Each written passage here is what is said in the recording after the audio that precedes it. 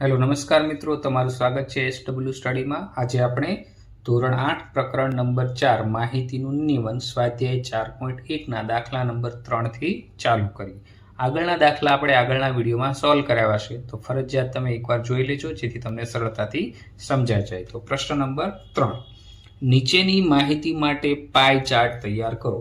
મિત્રો, પાઈ ચાર્ટ એટલે આપણે ડાયરેક્ટ વર્તુળ યાદ આવી જવું જોઈએ અને પાઈ ચાર્ટ કહેવાય। કોષ્ટકમાં આવેલી વિગતો લોકોના પસંદગીના રંગ અંગેની માહિતી દર્શાવે છે।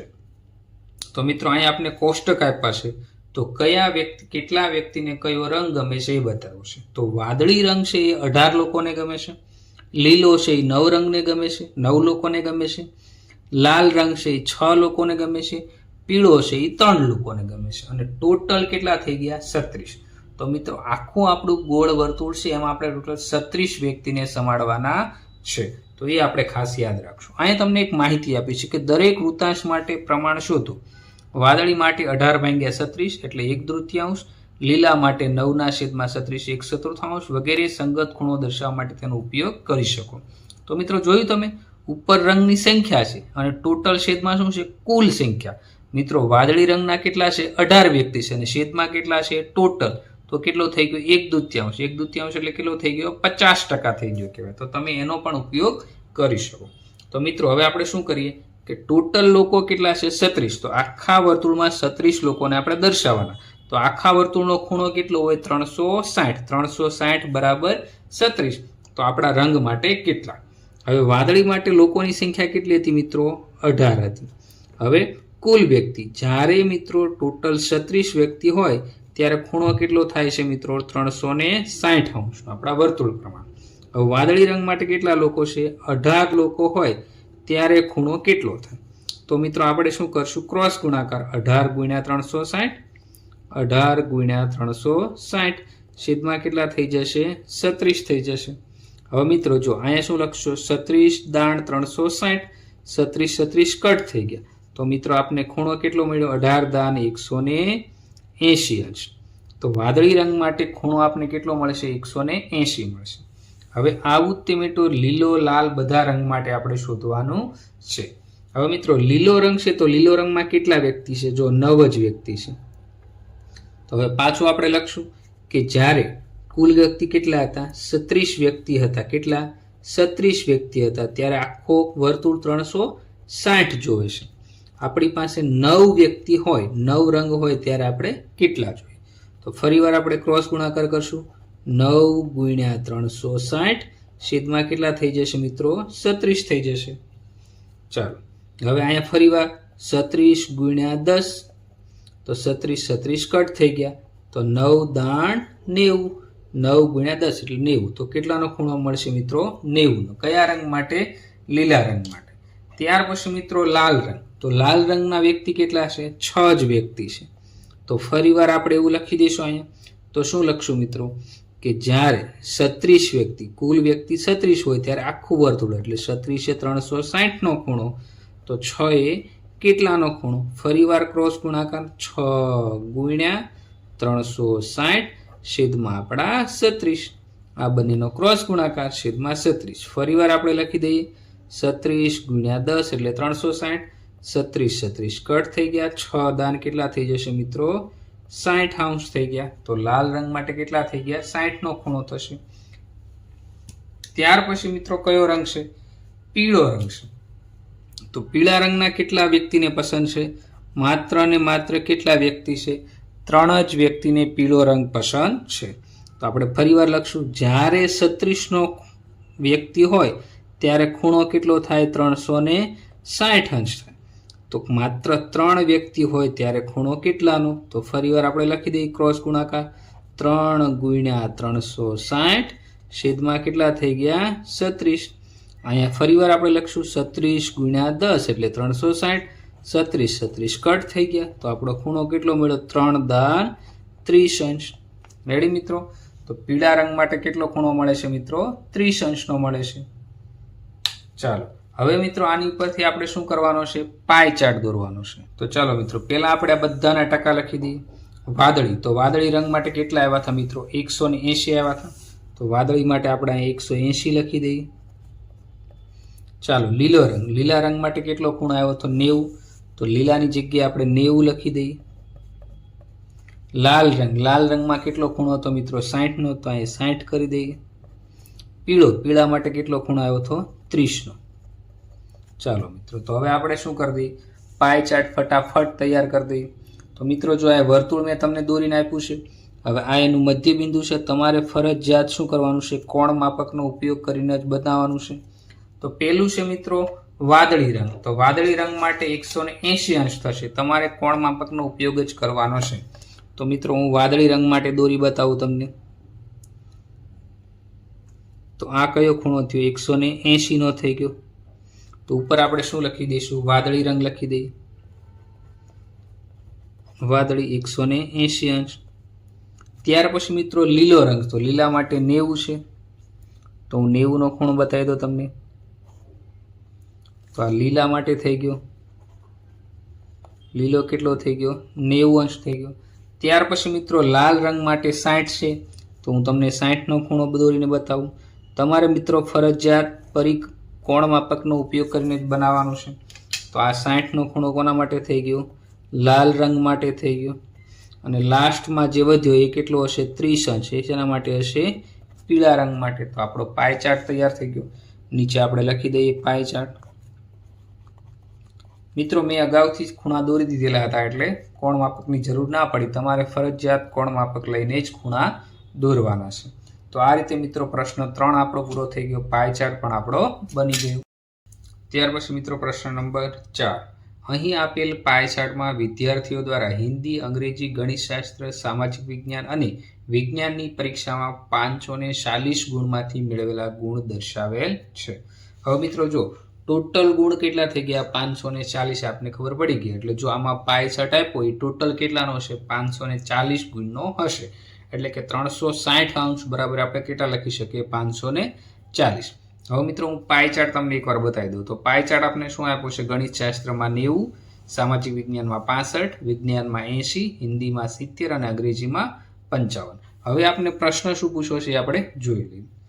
કયા વિષયમાં વિદ્યાર્થીઓએ 105 ગુણ મેળવ્યા છે.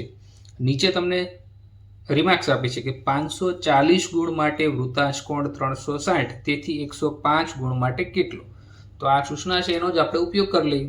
તો કઈ રીતે લખશું, 540 ગુણ હોય ત્યારે ખૂણો કેટલો થાય છે 360 થાય. તો લખી દઈએ આપણે.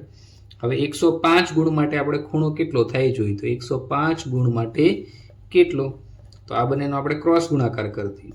105 ગુણ્યા કેટલા થઈ જશે 360, છેદમાં કેટલા થઈ જશે મિત્રો 540. હવે મિત્રો આ 0 0 કટ થઈ ગયા છે. 18 દુ કેટલા થઈ જશે 36 થઈ જશે. 18 તેરી કેટલા થઈ જશે 54 થઈ જશે. અહીંયા શું થઈ જશે 35 તેરી 105 થઈ જશે. 18 કટ થઈ ગયા, 3 3 કટ થઈ ગયા. તો 35 દુ કેટલા થઈ ગયા મિત્રો 70 થઈ ગયા. તો આપણો આન્સર શું થઈ ગયો 70 અંશ. 70 માર્ક થયા મિત્રો. કેટલા માર્ક થયા 70 માર્ક. હવે મિત્રો જુઓ આપણે શું કર્યું છે 105 ગુણ હોય, 105 ગુણ હોય ત્યારે કેટલા અંશ થયા 70 અંશનો ખૂણો થાય છે. તો મિત્રો જો અહીંયા હિન્દીમાં તમે જુઓ તો કેટલો અંશનો છે 70 અંશનો ખૂણો છે. તો 105 ગુણ કયા વિષયમાં થયા હિન્દીમાં. શા માટે કે હિન્દી માટે 70 અંશનો ખૂણો આપ્યો છે. તેથી 105 ગુણ કયા વિષયમાં થયા હિન્દી વિષયમાં. હિન્દી વિષયમાં 105 ગુણ થયા. તો આ પહેલો પ્રશ્ન થયો. ત્યાર પછી બીજો પ્રશ્ન શું છે, હિન્દી વિષય કરતાં ગણિતશાસ્ત્રમાં વિદ્યાર્થીઓ કેટલા વધારે ગુણ મેળવ્યા છે. તો મિત્રો આપણે આ શું કરવાનું છે, હિન્દી અને ગણિતશાસ્ત્ર બંનેના ગુણ આપણે સરખાવવાના છે. તો હિન્દી કરતાં ગણિતશાસ્ત્રમાં કેટલા વધારે ગુણ છે એ આપણે મેળવવાના છે. તો ગણિતશાસ્ત્ર માટે ખૂણો કેટલો આપ્યો છે 90, હિન્દી માટે કેટલો આપ્યો છે 70. તો આપણે બંને ખૂણાનો તફાવત લઈ લઈએ તો હિન્દીમાં કેટલા વધારે ગુણ મેળવાય એ આપણને ખબર પડી જાય. તો આપણે અહીં શું લખી શકશું, હિન્દી અને ગણિતશાસ્ત્ર ના ખૂણાનો તફાવત લઈ લઈએ. તો મિત્રો કોનો ખૂણો વધારે છે? ગણિતશાસ્ત્રમાં 90 આપ્યા છે, માઇનસ હિન્દીમાં કેટલા આપ્યા છે મિત્રો? 70. તો તફાવત કેટલો મળ્યો આપણને? 20 અંશ મળ્યો. હવે આપણે ત્રિરાશિ મૂકીએ. આપણને ખબર છે કે 540 કુલ ગુણ કેટલા હતા? 540. ત્યારે કેટલા હતા? 360 નો ખૂણો હતો. કેટલો મિત્રો? 360 નો. હવે આપણે અહીં ખૂણાનો તફાવત કેટલો આવ્યો છે મિત્રો? 20 નો તફાવત. તો જ્યારે 20 અંશ હોય ત્યારે કેટલા ગુણ થાય? આ ઊંધી ત્રિરાશિ પણ તમે મૂકી શકો. તો શું થશે? આ બંનેનો ક્રોસ ગુણાકાર. તો 20 ગુણ્યા 540 છેદમાં કેટલા થઈ જશે? 360 થઈ જશે. 0 0 કટ થઈ ગયા. 18 13 54 અને 18 દુ 36. અહીંયા શું થઈ જશે? 2 દાણ 20 થઈ જશે. હવે વધ્યું શું? 10 13 કેટલા થઈ ગયા? 30 માર્ક. તો આપણે કેટલા મળ્યા? 30 માર્ક વધારે મળ્યા. તો આપણે શું લખી શકીએ? અહીં લખી શકીએ હિન્દી વિષય કરતા. શું લખશું? હિન્દી વિષય કરતા ગણિત શાસ્ત્રમાં 30 માર્ક વધુ છે અથવા વધુ મેળવ્યા છે. તો કેટલા માર્ક વધારે મેળવ્યા? 30 માર્ક. ત્યાર પછી મિત્રો પ્રશ્ન નંબર 3 છે. ચકાસો કે શું વિજ્ઞાન અને હિન્દી વિષય, કયા વિષય કીધા? વિજ્ઞાન અને હિન્દી વિષય ના મેળવેલા ગુણના સરવાળા કરતા સામાજિક વિજ્ઞાન અને ગણિત શાસ્ત્રમાં મેળવેલા ગુણ વધારે છે. તમને એક સૂચન આપ્યું છે કે વૃત્તાંશના કેન્દ્ર પાસેના ખૂણાનો માપનો ઉપયોગ કરવો. મિત્રો આમાં તમારે ગુણ મેળવવાના છે નહીં, ખૂણા ઉપરથી તમારે કહેવાનું છે. તો કયા કયા વિષય કીધા છે? વિજ્ઞાન અને હિન્દી. તો ફરીવાર આપણે આમાં ઉપયોગ કરશું. વિજ્ઞાનમાં કેટલા છે? 80 છે, 80 અંશનો ખૂણો છે. હિન્દીમાં કેટલું છે? 70. તો આપણે બંનેનો સરવાળો કરી દઈએ પહેલા. તો પહેલા કયા વિષય છે? વિજ્ઞાન પ્લસ હિન્દી. તો વિજ્ઞાનના 80 વત્તા હિન્દીના કેટલા છે? 70. તો કેટલા અંશ થયા? ટોટલ 150 થઈ ગયા. 8 ને 7 5 15 અને આ 0 એટલે કેટલા થઈ ગયા? 150 થઈ ગયા. પછી બીજા કયા વિષય કીધા છે મિત્રો? સામાજિક વિજ્ઞાન અને ગણિત શાસ્ત્ર. તો સામાજિક વિજ્ઞાન પ્લસ કયું છે મિત્રો? ગણિત શાસ્ત્ર. ચાલો મિત્રો, સામાજિક વિજ્ઞાનમાં કેટલા કીધા છે? 65 અંશ. તો 65 અંશ વત્તા બીજું કયું છે મિત્રો? ગણિત શાસ્ત્ર. તો ગણિત શાસ્ત્રમાં કેટલા છે? 90 અંશ. તો મિત્રો 90 ને 65 કેટલા થઈ જશે? 155 અંશ થઈ જશે. 90 ને 10 કેટલા થઈ ગયા? 100. 100 ને 55 એટલે 155. તો મિત્રો અહીં તમને સીધી રીતે ખબર પડી ગઈ કે 150 છે કરતા 155 અંશ શું થશે? વધારે થશે. તો આપણે સાબિત કરી દીધું કે શું સાબિત કરી દીધું મિત્રો?